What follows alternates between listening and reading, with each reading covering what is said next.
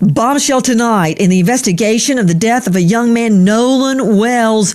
Death threats are flying. One actually says there's going to be blood, so much blood. Another death threat says, don't go outside.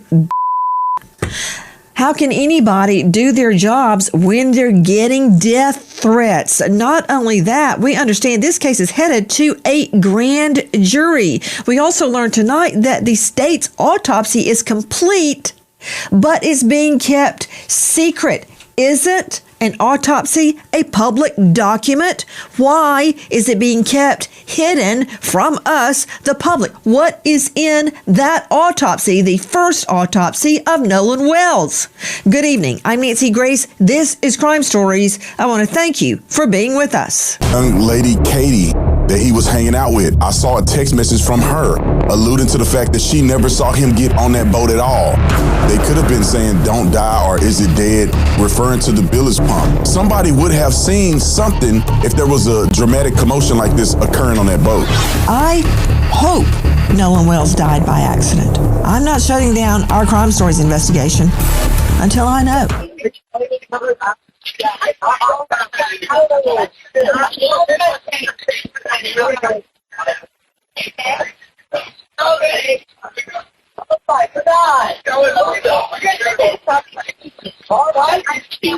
Hey, we're at the west tip of Horn, and our bilge pump stopped working. We're sinking. Can you all please come? We have a membership. Hey, up! Shut the f*** up!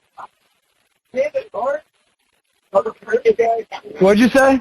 You know, if that sound is real, there's no getting away from that. And all this business about there's no connection, well, I listened to a good 40 seconds of SETO, S-E-A, second word T-O-W, on hold, listened to their music. There was plenty good connection, but before I can even get to the death threats of blood, so much blood everywhere, and don't step outside, and more, before I can even get to the grand jury, before I can get to the autopsy that's being kept hidden from us, I want you to meet someone very important, critical to this investigation. Her name, Janetta Brantley. Miss Brantley is the audio engineer who enhanced the 911 call, the SETO call, in the Nolan Wells case. So everybody claiming some ding-dong on YouTube did it, or somebody on Insta or TikTok did it, no. She did it. I've spoken to her. I've read her statement. I want you to judge her credibility. Credibility is normally the sole province of a jury, and tonight you serve in that function. Miss Brantley, I'm sure that you're getting all sorts of abuse, threats, and so forth. It's a cacophony that seemingly won't cease. That said, thank you for being with us tonight. Explain to me where you got the audio, how you got the audio, and what, if anything, you did to enhance the audio.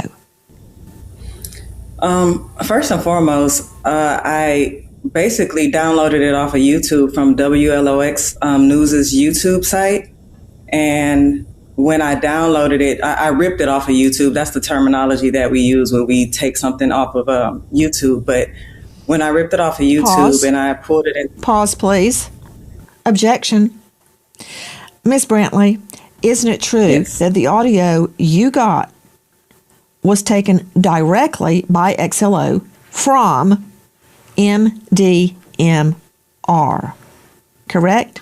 The Mississippi Department of Marine Resources. Isn't that true? Yes. Okay, please continue, Miss Brantley. So when I downloaded it from YouTube, I pulled it into my DAW, which is Logic Pro X. That's my DAW of choice. And when I first listened to it, I realized that it was like a dual mono recording, which most, most phone services or operators utilize when they're recording conversations. And so it was already split between the caller, the dispatch, and the callers in the background. And so that's what made it easy for me to isolate it without having to do much to it. So that isolation, when I separated the left channel from the right channel, that just made me be able to really focus on everything that was on the call end. And what I was hearing was I honestly could not believe what I was hearing. Miss Janetta Brantley, isn't it true this is the same audio that was released by the Mississippi Department of Marine Resources? Yes, that is absolutely correct. Let's listen to it one more time.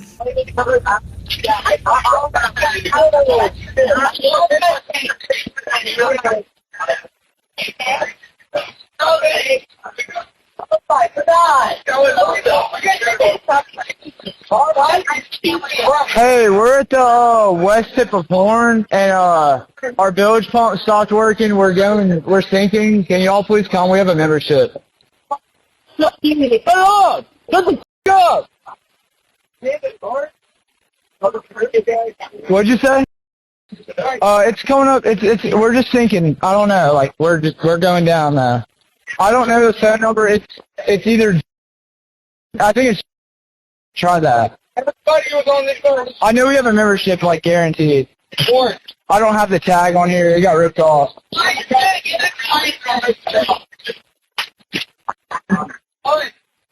What? No, we do not need that.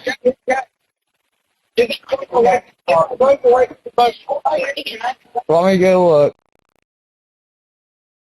Worthless. How to jump in and pull the plug while you're going. Take it out of here. Hello. Take it out of here. Okay, what's going on? What's up? Hey, we're at the west tip of Horn, and our bilge pump stopped working. We're sinking. Can you all please come? We have a membership. Hello! Shut the up!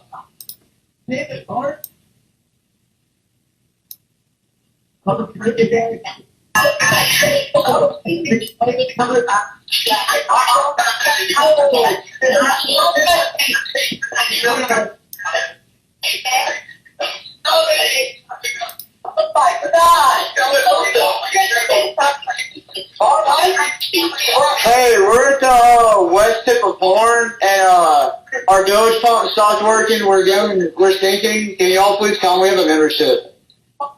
Hello! Shut the up! David Bart? David Bart?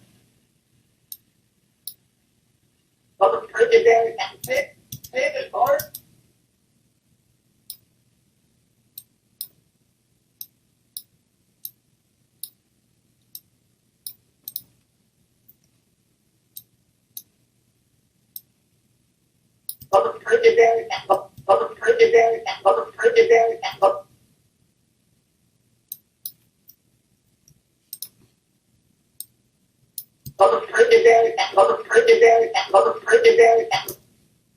Back to Janetta Brantley joining us tonight, and she shows herself in that video showing what she is doing. What does adding EQ mean, Ms. Brantley? Adding EQ is basically selecting a certain frequency of the actual sound and either deleting or removing a certain noise, something that's problematic to the ear, deleting that or boosting that. That's literally all EQing is. What was your process, Janetta? Because I was sitting researching. It was early in the morning, 5:45 a.m. several days ago, and I was researching the Nolan Wells case, and I saw the transcript as it was being played. And my husband was also up. He said, "What's wrong?" I'm like, if this is real, this changes everything. It changes everything. Because up until that point, it seemed as if Nolan's death could very well have been an accident. If this is real, it changes everything. It's seismic. What was your reaction when you heard these words, Janetta Brantley? I think At my core, I was in disbelief. I wasn't cleaning it or enhancing it to specifically look for or identify a crime or even point the fingers at anybody. I believe I wanted it to be an accident. I think a lot of us wanted it to be an accident. So when I heard those things, when I heard "Damn it, Bart," that name stood out to me because I hadn't even heard that name before. As I was listening to certain things that stood out to me, I was in disbelief because, again, I'm just an audio engineer. I'm not an investigator, detective, or anything like that. So when I heard a name that I wasn't familiar with, it stood out to me, and that alone made me want to hear what was immediately said after "Damn it, Bart." And so that's why in that process where "Damn it, Bart" came in loud and clear to me, I decided to go over to the next part to hear what the rest of that statement was, which is where you saw me actually create a loop over that part, split that part, and then add a gain, which the gain is boosting the volume overall. And that's pretty much what you saw me do in that actual video. And so to hear, "Damn it, Bart, Nolan's really dead now," that I couldn't believe it. I could not believe it. My reaction too, Janetta, because when I first heard it, I thought this has got to be doctored. This can't be real. Don't move. Straight out to veteran trial lawyer Franz Borghardt, a veteran trial lawyer joining us out of the Baton Rouge jurisdiction at Borghardt's law firm. Franz, take off your defense hat just one moment. I have introduced wiretaps many times at trials, which are very hard to get, by the way. And I've never had one that I believed was doctored at the time because they were taken by law enforcement.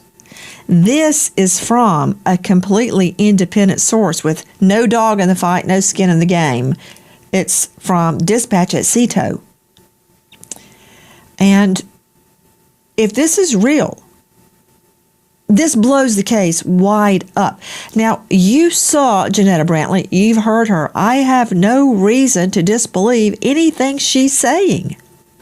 So if I'm prosecuting this, I'm worried that I need a witness in 2026 to exclude the possibility that it's either AI generated or doctored, just like you suggested. And I think that she's very credible, but I think we need to go one step further. The other concern I have, Nancy, is if the independent autopsy is showing inconclusive death results, now I really want to see the other autopsy to see, is there trauma to the body? Is there something that happened?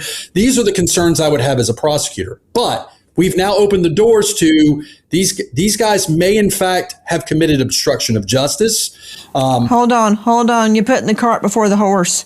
Before we talk about obstructions such as allegedly lying or covering something up, you've already mentioned two distinct lines of inquiry. One is that the audio that Janetta Brantley enhanced innocently, I believe, had been already AI or doctored. Okay, let's follow that through to its logical conclusion. You just throw that out there like a stink bomb at the circle. You know what a circle meeting is, right? In the United Methodist Church, all the ladies have circle meetings. Okay. To suggest this was doctored before Janetta got it means it had to have been doctored or AI created by who? The Mississippi Department of Marine Resources. No, don't just go, that doesn't work in court, Borghardt's. You can't just throw, that's like the sod defense. Some other dude did it. What dude? What are you talking about? So you're saying AI doctored by who? If it's not Janetta, then who? She got it. The same sound that was released by the Mississippi Department of Marine Resources. What? You think they doctored it? There is nothing normal about this case. And if the That's not what I asked you. I'm asking you to explain your premise, and you're not doing it. I said if I were a prosecutor, I would want to be able to establish with expert testimony that what we are listening to is real. And I would want a witness because I'm telling you, with this case, with as viral as it's been, I'm not disagreeing that it's real. I'm saying I would want to be able to bolster that very credible woman's testimony, and she is very credible. I have no doubt that what we're listening to and what she did is credible. The issue is, I don't know if she can go the Where did it come distance from? to say, Okay, right, got it. She cannot testify as to whether MDMR had enhanced it or doctored it before it was released. But see, the problem is, you would have to ask someone to believe a clerk or an official at the Mississippi Department of Marine Resources doctored this before they released it, to the extent that nobody could understand it until they enhanced it. That's a hell of a doctor job. Okay, so you did that. Then you got into the medical examiner findings. Okay, what was your theory on that? Very quickly. If he's dead on the boat, how did he die? It should be conclusive. It shouldn't be inconclusive. Zip. Joining us right now, Joseph Scott Morgan, renowned death investigator, professor of forensics, Jacksonville State University, with a premier criminal pro department and building, author of Blood Beneath My Feet, star of a hit series, Body Bags with Joseph Scott Morgan, and it goes on. Significant, over 10,000 death scenes under his belt. Joe Scott, follow up. I'm not arguing with Burkhart's. Let's learn, if we can, from what he's saying. Jump. Yeah, so whatever has been the causal factors here has got to marry up with what they were seeing at the scene, and perhaps the audio does fall into this, these statements. And I think that probably from a medical legal perspective, that is the coroner and the medical examiner are going to want to be able to fully appreciate what is being said here from a timeline. This is absent the police's investigation. They're going to try to rule in or rule out what they're seeing presenting on Nolan's remains when they finally did receive them at the state medical examiner's office and that examination began. And this is going to be critical and key, because the causal effects here are going to be critical. We go back to these changes that the second autopsy referred to on the back of the head. Now, the doctor was not able to, at that point in time, even though he did do a thorough, what's referred to as a layered dissection here, he could not establish the causal effects here because the injury or the insult that you see there, this presentation, is compromised by decomposition. So what did the state medical examiner see? My problem is here, Nancy, how was the body treated before or after the first autopsy and the body is transported up to DC? I have questions about this because they're talking about to the degree with which the body was decomposed. The doctor up in DC is seeing significant decomposition. We don't know what they saw in Mississippi, but I do know that you're only talking about and I'm ballparking here, please give me some grace, maybe 48 hours tops. Before the medical legal authorities have seen the body. So how far degraded is the body to compromise any of this? And this evidence is going to have to be borne out, not just with the physical findings that you see with the unaided eye, but also whatever's going on toxicologically. I want you to take a careful look at this video we have obtained. Let's see it. Look how tightly everyone is packed in. There were hundreds of people out on Horn Island on July the 4th. What, nobody saw what happened to Nolan Wells? They all just left with him standing there stranded, waving his arms like Gilligan? That did not happen. Now that you're seeing this, what is an innocent explanation? I'm trying to figure that out. Joining me, and I'll circle back to you, Joe Scott, because I got a lot of questions regarding the way he could have died innocently and been left behind, and that sound being true. The sound that Janetta Brantley enhanced. Is there any innocent explanation? Is there a way, as my favorite judge often said, Luther Alverson, It is your duty to make all witnesses speak the truth and impugn perjury to no one. Is there a way that can be done? I don't know that it can. It seems to me that someone is lying. But who? Joining me now, Teslin Figaro, social justice, political commentator, host of the Teslin Figaro podcast. Ms. Figaro, thank you for being with us. I'd like to hear your thoughts. Yeah, well, that's what the family is saying. They don't believe he died by accident. That's the point. That's the reason why Nolan Wells' mom is saying, I don't believe this. I don't believe he died by accident before we had the audio. The audio simply confirms that there are additional questions that needs to be asked. It wasn't just one thing they said in the audio. They said Nolan repeatedly in the audio. They said check his chest in the audio. They said, is he dead in the audio? And also notice this, Nancy. Did you notice that the operator also said, is anybody breathing? Who says that? What operator says who all is breathing on the boat? So is this all the audio, Nancy? Is there more audio? That's my question. I want to look specifically, Teslin, at what was said. At one point, we think, you killed him? He's already dead. He's already dead? Is he dead? Yeah. Nolan, OMG, wake up. And as Janetta stated, then she hears a completely different name, Bart. Now, we also hear, and I'm very curious, the phrase, no.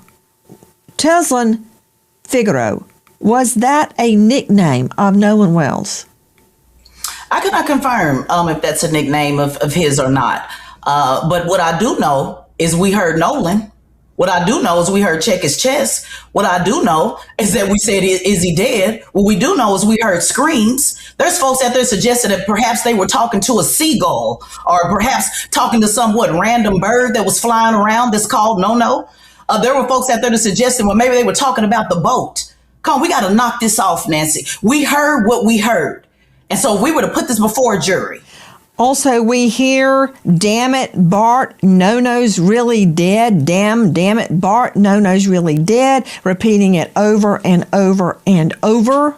According to reports, his nickname, one of them, is No. Back to Teslin Figaro. What is Nolan's mother's theory about what happened in light of these tapes? Before we even had the tapes, her theory is, I told my son, I've raised my son just like I've raised my 19-year-old the same way, Nancy, like I'm sure you raise your children. Come back with the people you went with. Her theory has always been that he is a fantastic swimmer, that he is an athlete. Her theory has always been that he did not drown. Her theory has always been that there's something wrong with this picture. Her theory has always been that the fact that, he left his phone and left his keys. Her theory has also always been that he did not just go off with some random stranger and say, guys, don't worry about it. Just leave me on an island. Her theory is the same thing before this audio. This audio only confirms what this mother already knew. Hi guys, Nancy Grace here. If you are a homeowner, you've probably thought, should I call American Financing to refinance and pay off this debt? But you don't because of your low mortgage rate. That low rate, it's not saving you if you're drowning in credit card interest. People are calling American Financing, and American Financing is saving customers an average of $800. That's not in all, that's a month, by using their equity to pay off the credit card debt. Using their home equity to pay off credit card debt. No upfront fees. It costs you nothing to find out what you could be saving. And if you start today, you may be able to delay 2 mortgage payments. American Financing, 866-888-0344. Repeat, 866-888-0344. Or just go online to americanfinancing.net/Nancy. Disclaimer, NMLS 182334, nmlsconsumeraccess.org. APR for rates in the 5S start at 6.327% for well-qualified borrowers.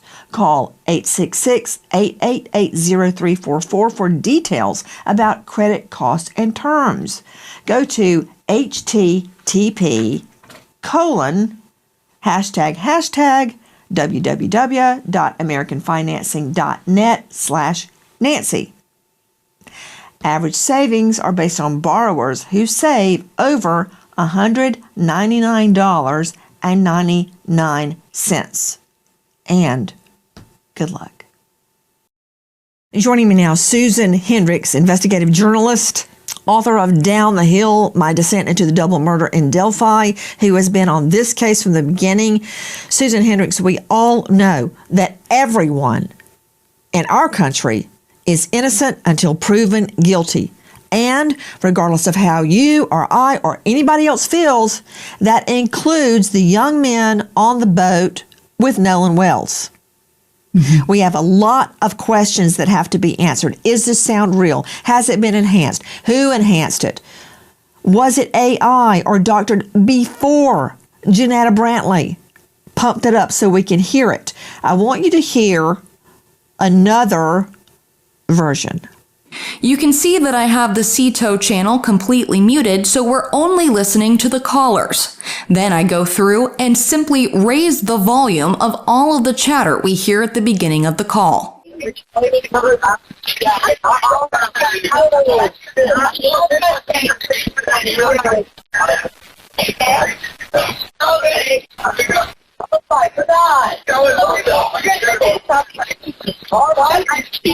Hey, we're at the west tip of Horn, and our bilge pump stopped working. We're sinking. Can y'all please come? We have a membership.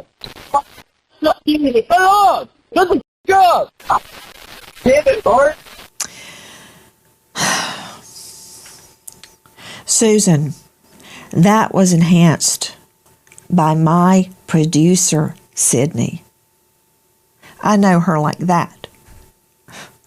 I asked her, enhance it the best you can. She, again, has no interest in the outcome of this case. She pulls up, quote, want me to cover him up? I mean, Susan, weigh in.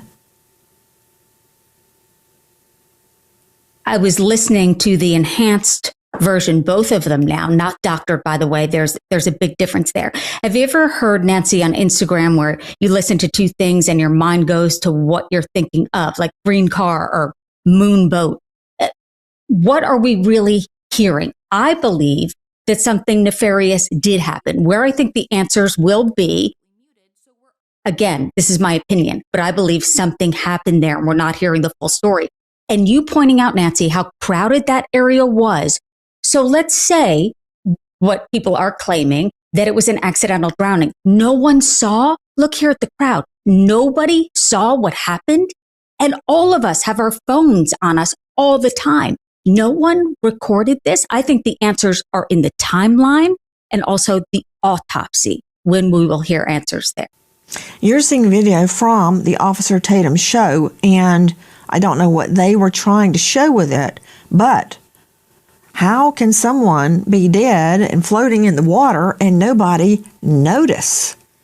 Which leads me to, Susan Hendricks, the fact that we have learned tonight that the state's autopsy is complete, but it's being kept secret. Mm-hmm. Yeah, absolutely. Being held for the grand jury to look into that. And the fact, as you brought up, Nancy, earlier, that part of his throat was missing, will that be key? There's so many questions around this, but right, it's a public record, but we're not hearing about it. I guess they're waiting for the grand jury to show them that first. Joe Scott Morgan, death investigator. I've never known an autopsy report not to be a public record unless they're claiming ongoing investigation. Yeah. Now, in the D4VD David Anthony Burt case, the LAPD demanded the medical examiner keep it secret because the medical examiner's office allegedly was leaking information possibly for money. Don't know that yet, but I will. How common is that? That the medical examiner is ordered not to release the autopsy. Why is the autopsy being kept secret? Because it's continued investigation. They're going to go to grand jury with this. I can tell you that. I'll bet you dollars to donuts if that's the case. We see it with, we saw it with Idaho 4, right? We didn't have it there. We don't have it with Charlie Kirk. You know, that's an ongoing event. This is being investigated. And, you know, the point of contact here is an interesting situation here because you have the state medical examiner, but you also have a county coroner. The state medical examiner provides a service to the county coroner. The coroner is an elected official. He does not do these autopsies. And so the coroner is going to be the gatekeeper relative to any kind of document. But with that said, under state statute, the DA, the prosecutor, they can say, look, you're going to hold off on releasing this report. So it's being held at this point in time. Now, the reports that we're hearing are saying that it is complete. Now, what does that mean? Well, if you have a complete autopsy report, that means they've got tox, they've probably got histology, which is going to be the tissue studies, and they actually have the anatomical autopsy report that has been completed. That's what, I think it was ABC that was reporting that. I can't validate that, but that's what is being leaked out at this point in time. So they have this report. I think the question is, and this goes back to you, my friend, is that if this is going to be a grand jury thing, when is it going? And when is the medical examiner going to be called and summoned to speak to this? That's what everybody's going to be hanging on, in my opinion. Hold on. Joe Scott, you mentioned the tox report. That's a blood panel done. Was he drinking? Was he using drugs? A lot has been made. Or had he been given something? Witnesses stating Nolan was drunk. Okay. Does that really change anything? Does that change anything unless he died of acute alcohol poisoning? Because I guarantee you ain't anybody on that boat that's afraid of a cocktail. Okay? So if he was drinking, what difference does that make in whether he was killed or whether he died of an accident, Joe Scott? Well, listen, Nancy, I know you're a teetotaler, but let me tell you something. The drunker you get, the more alcohol you take on board, it lessens your ability to defend yourself. It lessens your ability to make good decisions. And so we see this played out all the time in the medical legal world. And that's going to be the measure here, I think, relative to tox. Everybody wants to see the toxicology because that's going to give us an idea chemically what is in this young man's system. Was he able to do for himself at that point in time? And that's another problem that arises here. It's a double-edged sword, Joe Scott. You can argue rightly. He was drunk and could not defend himself against an attack. Right. You could also argue he was drunk and hit his head, and then they go, oh, my stars, he's dead. Yep. But wouldn't that have shown up in the autopsy if he died by a blow to the head, be it accidental or nefarious? Wouldn't that have shown up? And keep in mind the second physician that did the autopsy, who, by the way, is highly respected, the former chief medical examiner for D.C., that was retained by the family. He didn't see any evidence of fractures. All right. Now, that doesn't mean that there wasn't a concussive event. I'm talking about being hit in the head, and you can have stuff that's contained within the cranial vault that might not be presenting. But again, back to what I said earlier, I find it very interesting that this doctor is commenting on the state of the decomposition when he sees the body, and that's problematic. It's very problematic when you're trying to make an assessment. You're already absent the organs of the neck. You're absent intact lungs. And, because the specter of drowning is on the table as well. So if you want to make a thorough scientific assessment, he's kind of handcuffed, isn't he, at this point? And again, going back to this idea, how long did it take them to get his body to DC, and why was it in such a state of decomposition when it arrived? Hi guys, Nancy Grace here. Please join us on Crime Stories and stream it first on Fox 1. When breaking crime news develops, we investigate it and bring it to you. Bombshell updates, answers to unanswered questions from cases making the headlines and cases you may never have heard of until Crime Stories. We go inside investigations with exclusive interviews, crime victims, families seeking justice, investigators, experts, and sources from within the case itself. Stay on top of the nation's biggest trials with us, including gavel-to-gavel coverage with real-time analysis. Crime Stories with Nancy Grace. Stream it first on Fox 1. I hope to see you there, and thank you, friend. Franz Borghardt joining us, veteran trial lawyer out of the Baton Rouge jurisdiction. Speaking of toxicology results, number one, they don't take that long unless you want them to. Number two, there is doubt. If he died by accident, having consumed a lot of alcohol, was there a cover-up? Or did he die from a nefarious act? So, the alcohol intake could cut either way, Franz. I think you're spot on. I think that the reasonable doubt, if someone gets arrested and accused of this crime, is going to be if the toxicology shows a high BAC in the absence of anything else.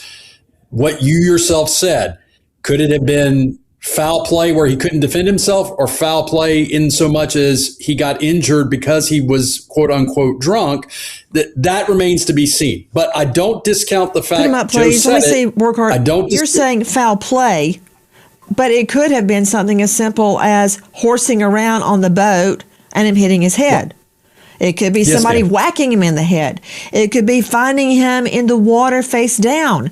And this mark on the back of his head is some type of fluid disbursement, which I don't believe, because it was nowhere else on the body except right there. And if your blood is going to sink to the lowest level upon death, it would be all over the body, but we're not seeing that. So why is just the occipital have the deep red markings? So many questions. And let me stress, before you bother sending me another death threat, we don't know the answers. These boys, these young men on that boat could be completely innocent. But when I listen to this sound, there are a lot of questions. Back to Teslin Figaro, who is joining us. She's the host of the Teslin Figaro podcast. She is a social justice and political commentator. Have you noticed that people are making a lot of the fact that Nolan was, quote, drunk? A, how do they know that? And B, does it make a difference? Yeah, well, I've absolutely noticed it, that he was allegedly, they're saying he was drunk, and it doesn't make a difference. And let me ask you this, Nancy. If he was drunk with other teenage kids, he certainly wasn't drunk by himself. So if he was drunk, why was he the only drunk one that ended up dead? Secondly, if this was an accident, let's say he just got so drunk and just passed out, why didn't anybody report it? So even if it was an accident, even if he got drunk, which I don't believe, by the way, even if all those things happened, why did his so-called friends not report it? That's the part that we're missing. So where's the answers to that, Nancy? He just went and just said, I'm just going to be drunk and just go in the middle of the ocean and just die with hundreds and hundreds of people who are around, who are watching. Nobody saw anything happen. His friends didn't see anything happen. And again, I go back to this tape. I will not sit up here and pretend that I did not hear what was on that tape. And I ask again, even the operator said, who is breathing on the boat? Don't you think that's strange, Nancy? Who's breathing on the boat? Yes, when I first heard that, Tesla, I thought, I've never heard a dispatch say, who's breathing? What? Did she hear all that in the background and do nothing? Or did she hear it and say something and release it? We don't know, man. We got to paper everybody with subpoenas to get to the bottom of this. But I want to go to George Olivo and everybody on the panel. You're experts in your own right. Please tell me if you want to jump in. Please, I'm not clairvoyant. To George Olivo joining us. He's the former FBI special agent and polygraph examiner at georgeolivo.com. Okay, George, listen to what Officer Tatum told me. Back to Officer Tatum, star of The Officer Tatum on YouTube. Have the friends taken polygraphs? Well, from my understanding, all but I believe one took a polygraph, and from what was told to me, that they all passed. And all of the ones that took a polygraph took one without a lawyer. And they cooperated with law enforcement. So from my understanding, everybody took a polygraph test. Why do you say that's from what you understand? Did they tell you they took a poly and passed? Yes, ma'am. They told me that they did it. I wasn't there. So that's what I'm saying from my understanding. They told me that all the boys except one, which is Warren, I believe, took a polygraph test. All of them did not have lawyers and did it and cooperated with police.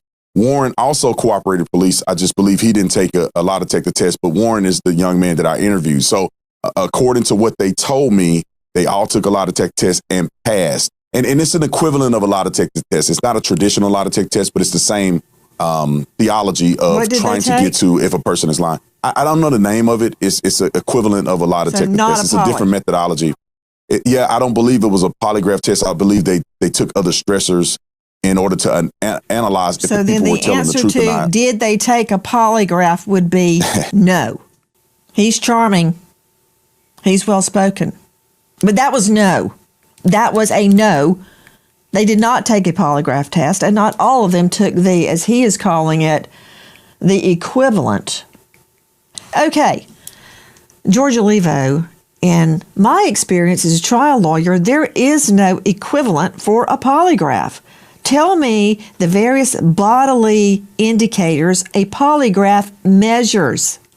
So a polygraph does have very specific markers, and we're looking for physiological changes in baseline or truth signature. So we're looking at things like respiration, heart rate, electrodermal activity, which most people interpret as sweat gland activity. We're looking at peripheral movements to try and determine if someone's trying to cheat on the test. So it's quite extensive. And I think what the Officer Tatum was probably referring to, whether he'd realized it or not, was the voice stress analyzer. I think he used that word one time, some kind of stressor test. It's probably that they might have taken. Hi guys, American homeowners. The FBI has been warning about a type of real estate fraud called title theft, and your equity is the target. With just a forged signature, your ownership can be transferred out of your name, and without protection in place, you're left with an emotional and financial nightmare. That is why we partner with Home Title Lock, so you can find out today if you're already a victim and protect yourself. Use promo code Nancy at HometitleLock.com to get a free title history report, plus a free trial of their $1 million triple lock protection. That's 24/7 monitoring, urgent alerts, and if you're a victim of fraud, they'll spend up to $1 million to fix it. Don't be a victim. Protect your home equity today. That's HometitleLock.com, promo code Nancy, or just use the link below. And good luck. I'm speaking to an expert, former FBI special agent polygrapher, George Olivo. As I recall, just off the top of my head, a polygraph measures things you really cannot control unless you can have studied and practiced beating a poly. Involuntary physical stress responses, blood pressure, heart rate, breathing rate, whether you're sweating. Tubes around your chest and abdomen track your breathing, and even not just how fast you're breathing, but the depth of your breathing. Does your breathing become shallow? Do you have to pause and take deep breaths to calm yourself down? A traditional poly, measures cardiovascular activity. There's a blood pressure cuff on your arm, and it measures your pulse and your blood pressure fluctuation. It also measures what's called electrodermal activity. What is that? I've had to explain it a million times to jurors. Sensors attached to the fingers measure your sweat gland activity and even your skin electrical conductivity. The examiner then asks neutral questions like, is your name George Olivo? Are you from Cincinnati, Ohio? Are you from LA, California? Are you a polygrapher? Were you with the FBI? Were you there when Nolan Wells died? That's how that would work. You would lay a foundation of non-disturbing questions, baseline questions they're called, to get the person that's being subjected to a poly to get their baseline heart rate, their blood pressure, and so forth. Then when you hit them with a question regarding the case, you see if there's any change in that. Okay, I know I'm speaking as a layperson, George Olivo, but those are some of the things a polygraph measures. You nailed it. Yeah, that's right, Nancy. And let me just add that the correlation between deception and physiology is nothing new. It goes back 4,000 years back in China when the emperor was questioning one of his subjects. He would have a doctor standing by to listen to the heart rate to determine if the person was telling the truth or not. And we've been studying it ever since. What is the test that Officer Tatum is talking about? To what is he referring? I think, and he was kind of cryptic, maybe intentionally or unintentionally, maybe he didn't really know, but it sounded like he was referring to a voice stress analyzer. Those are these machines that detect micro stressors electronically in the voice. The research is very weak on that and that type of technology. I guess it's better than nothing, but the bottom line is, and I'm speaking as a polygraph examiner, and I'm saying this, no diagnostic tool, and you know this obviously, should ever be used as a final verdict. I mean, it is just one piece of the truth puzzle. But obviously, if you had a choice between a voice stress analyzer and a polygraph, there's really no comparison. A polygraph is going to be way more preferable. Well, I mean, even polygraphs are not allowed in a criminal trial unless both parties stipulate they will be allowed to up front before the poly's even taken. They are allowed in civil trials. And isn't it true, George Olivo, you're the former FBI polygrapher, isn't it true the questions matter? They're critical. Because if you Absolutely. throw opening questions like, did you do anything wrong? Or what happened that day? You can't ask questions like that. You really have to ask yes/no questions. Then they can expound upon it. Your questions must be very specific. Isn't that true? 100%. Yeah. Test question construction is something that is going to, a lot of things are going to make or break a test, but test question construction is key. And, if something is, let's say, there's a missing child, a missing person, and you ask someone of interest, are you responsible for their disappearance? Well, that's a terrible question because, they may feel morally responsible. If only I had been more careful, they feel guilty. And so you're asking the wrong question there. So you really have to get with investigators. Or you could have asked the perp that grabs the kid off the street, are you responsible for the disappearance? And they go, no, because in their mind, it's the parents' fault because the child was out on the street. Hadn't have anything to do with me. I just gave him a ride before I killed him. That said, you can't leave anything open to interpretation, just like you and I are describing. So when I would agree to a polygraph, I never stipulated it would come into court, ever. But when I would agree to a polygraph as an investigative tool, I would take part in selecting the questions and creating the questions. Because frankly, let's just be honest, George.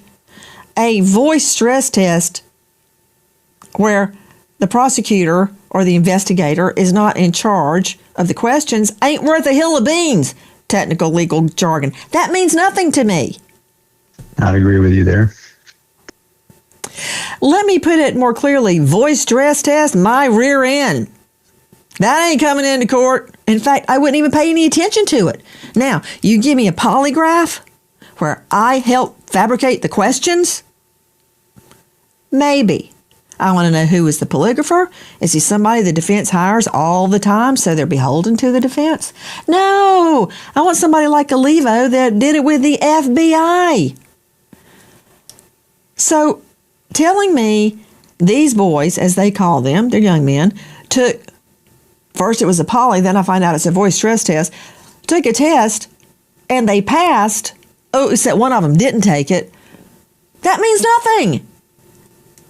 Put them on a poly with questions approved by the state. Then I'll pay attention. Right now, it's really not worth the salt that goes in my bread. You know what? If I wanted someone to pass one of these lie detector tests, I'd go with a voice test like these young men took. I wouldn't let them take a polygraph. Susan Hendricks joining us, investigative journalist and reporter.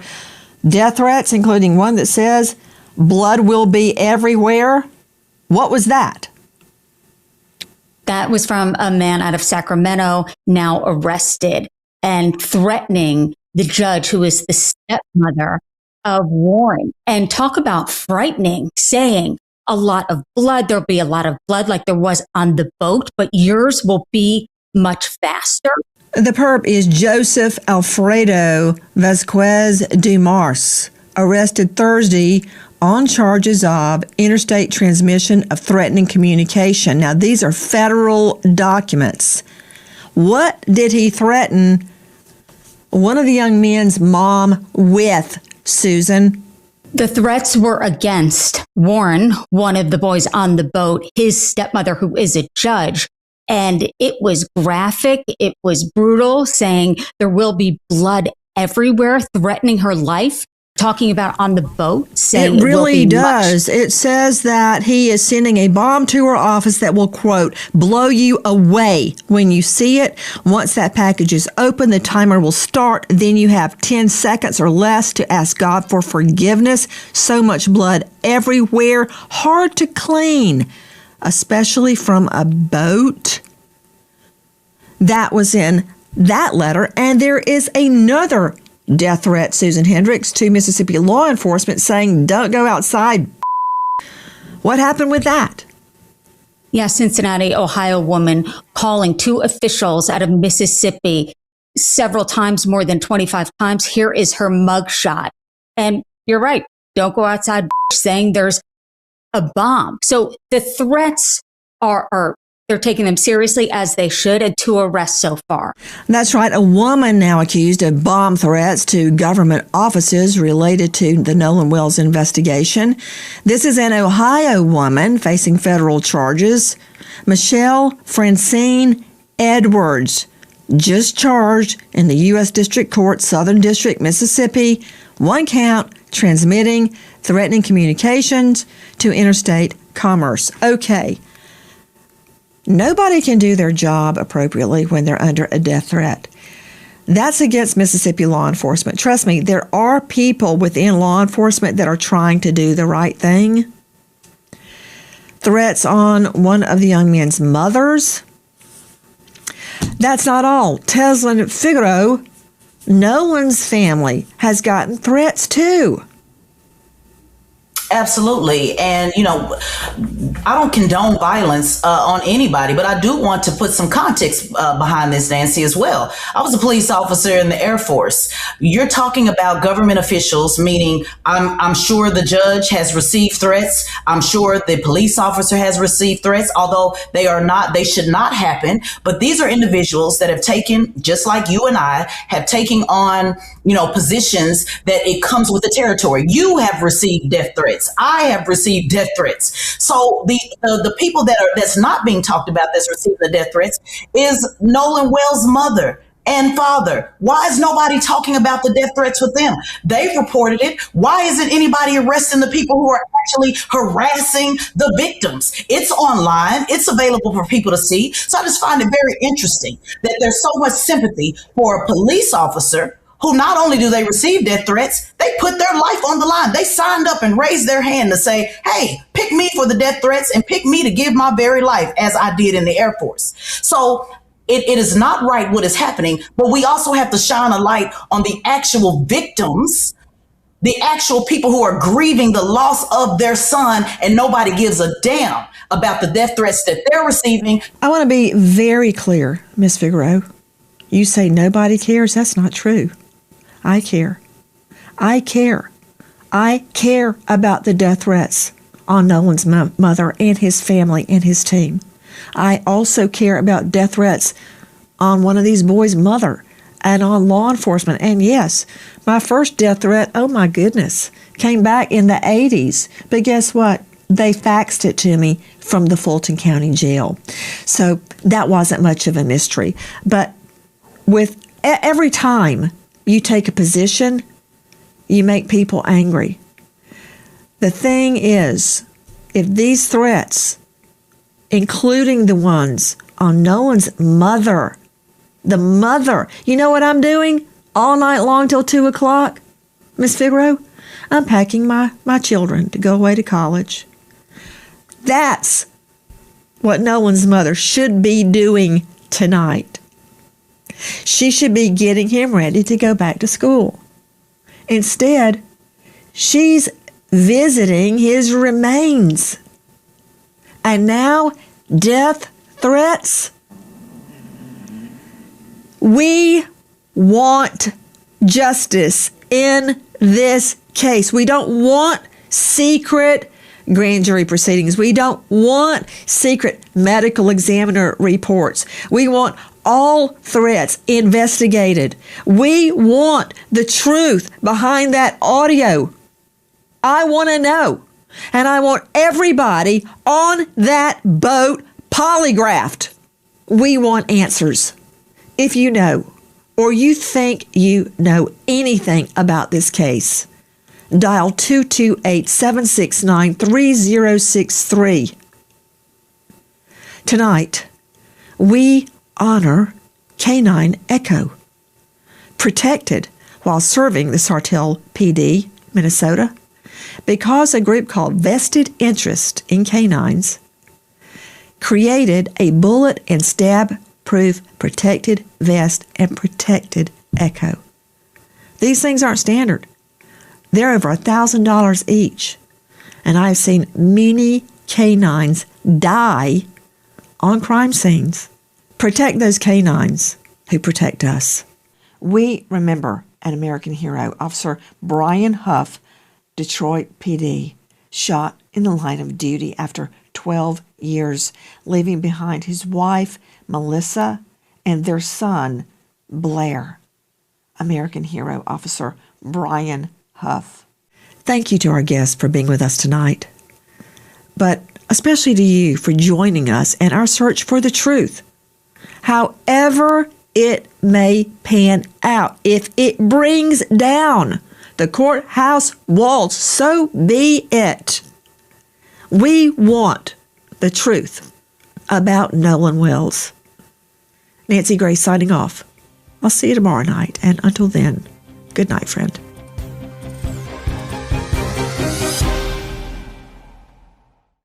Hi, guys. Please join us on our mission to find missing people, especially children, to solve unsolved homicides. And if you're on the go, please join us on your favorite podcast app where you can get all our content, where we, in our way, seek justice.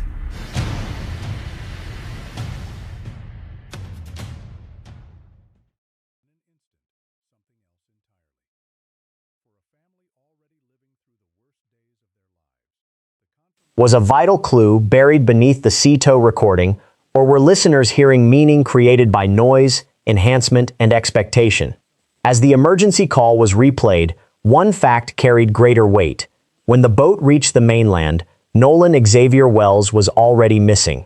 This documentary examines an unexplained death, reported threats, and evidence that remains disputed. Viewer discretion is advised. Welcome to True Crime News Report. Subscribe, like, share, comment respectfully, and tell us where you are watching from. Here, allegations will never outrun evidence. Every conclusion must survive careful scrutiny. Nolan was 18 years old. His parents, Christine Wells Wansley and Elmore Wansley Sr., expected him home after the July 4th trip to Horn Island, with people including Trayston Shepard, Warren Hudson, and Javon Williams. But Nolan did not return aboard the vessel linked to his group. Warren said another ride had been arranged.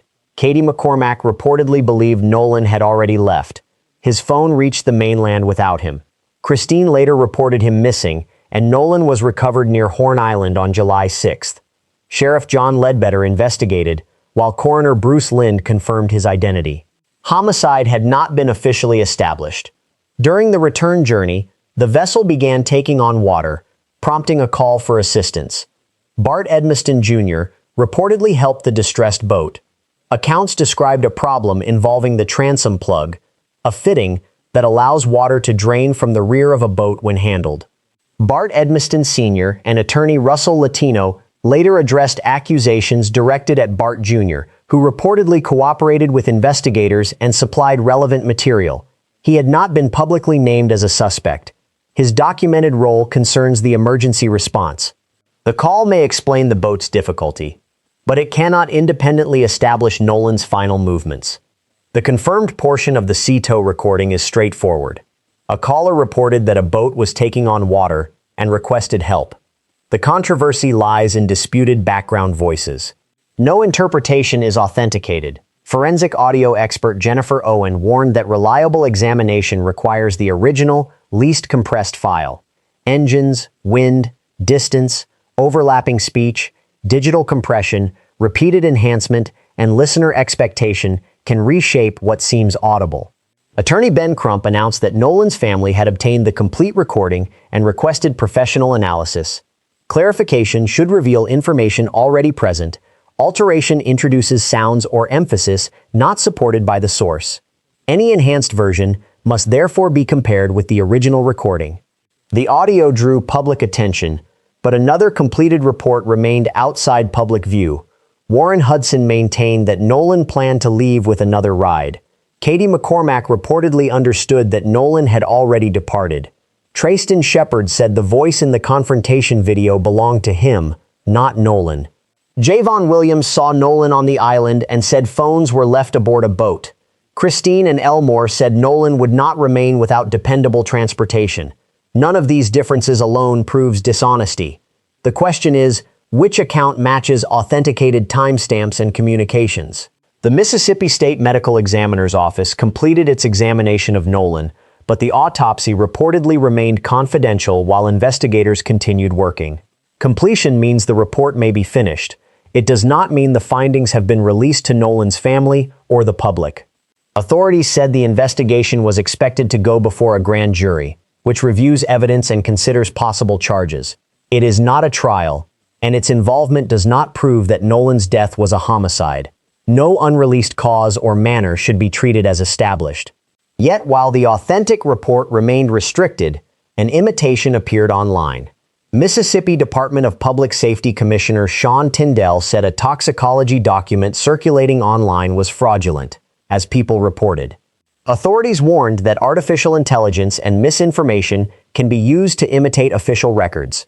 A fabricated report can distort public understanding, harm witnesses, and obstruct the family's pursuit of dependable answers. Screenshots and posts cannot replace an authenticated laboratory report. Any toxicology claim requires verifiable provenance, original agency confirmation, authorized signatures, testing dates, case and laboratory identifiers, and an unbroken record showing where the document originated and who lawfully released it. Nolan's family commissioned forensic pathologist Dr. Roger Mitchell to conduct an independent examination. His finding left the cause and manner of death undetermined. That classification does not confirm homicide, but it does not prevent investigators from examining other contributing factors. Questions remained about the completeness and interpretation of evidence available to Mitchell. Environmental exposure and the passage of time could restrict what forensic science can establish. A stronger assessment requires genuine toxicology results, complete medical records, analysis of water and environmental conditions, official autopsy documentation, and a reliable account of Nolan's final movements. Preliminary observations must not become final conclusions. Christine Wells Wansley pursued legal access to technology and social media records that could clarify the timeline. Investigators must reconcile Nolan's phone activity and location history with relevant witnesses' records, original photographs and videos, vessel GPS data, sea tow communications, marine traffic records, messages, and lawfully recoverable deleted content. Metadata can indicate when and where an original file was created, although it must also be authenticated. GPS may place a vessel at a location, but it cannot identify everyone aboard or reveal what passengers knew. Reports that footage shows Nolan absent from the distressed boat must be tested against original source files. Edited compilations, reposts, and AI-generated media are not reliable substitutes. Reports indicate that some individuals participated in voice stress examinations. Voice stress analysis studies vocal patterns. A conventional polygraph records physiological responses during questioning. Neither independently determines guilt or innocence. Stress, question wording, interview conditions, recording quality, software settings, and examiner interpretation can influence results. These tests should be treated as investigative leads, not courtroom proof. Authenticated messages, reliable timestamps, vessel GPS, forensic findings, original recordings, and witness accounts supported by independent evidence carry greater value when investigators reconstruct Nolan's final hours. Attorney Ben Crump represents Nolan's family.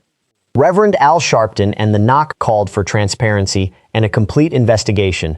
Tyler Perry reportedly covered funeral expenses, while Colin Kaepernick reportedly funded the independent examination.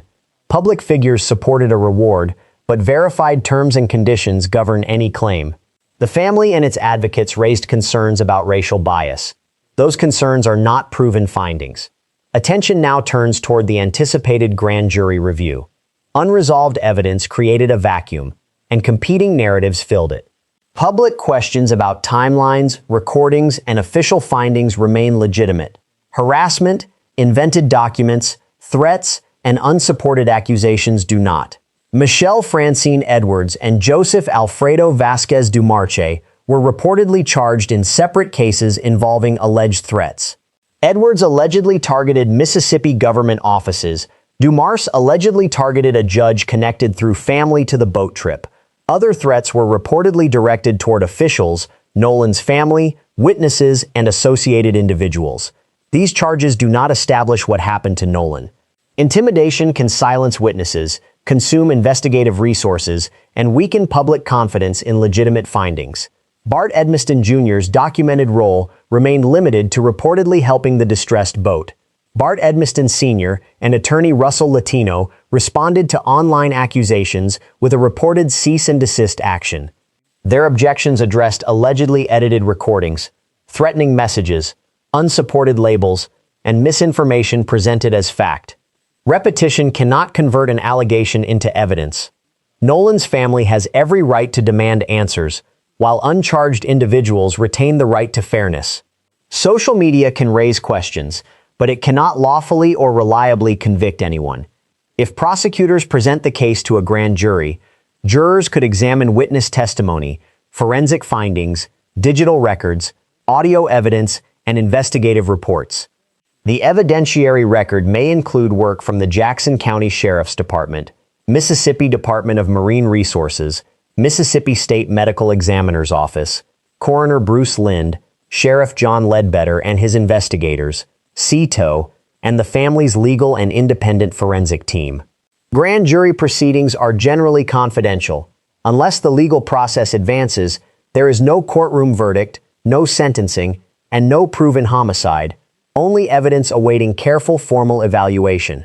The decisive gaps are clear: official cause and manner conclusions, authenticated toxicology findings, professional examination of the original CETO audio, complete phone and social media records, original photographs, videos, and metadata, additional first-hand witness interviews, and one unified timeline comparing Nolan's last confirmed sighting with every relevant vessel's movement. Investigators should classify every point as confirmed, reported, disputed, or unresolved.